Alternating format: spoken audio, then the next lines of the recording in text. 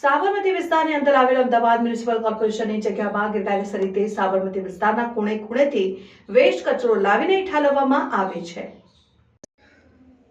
સાબરમતી વિસ્તારની અંદર આવેલ અમદાવાદ મ્યુનિસિપલ કોર્પોરેશનની જગ્યામાં ગેરકાયદેસર રીતે સાબરમતી વિસ્તારના ખૂણે ખૂણેથી વેસ્ટ કચરો લાવીને ઠાલવવામાં આવે છે। લોકો ઓવરલોડ ટ્રેક્ટર લઈને જ્યારે રસ્તા ઉપરથી પસાર થાય છે। અમદાવાદ મ્યુનિસિપાલિટી કોર્પોરેશનની જગ્યા સાબરમતી નદીના કિનારે પ્રોજેક્ટ ધમધમી રહ્યો છે, ત્યાં આવેલી છે। પ્રોજેક્ટ અંતર્ગત રિવરફ્રન્ટની અંદર પ્રવેશ કરવો પણ ગુનાહિત પ્રવૃત્તિ છે।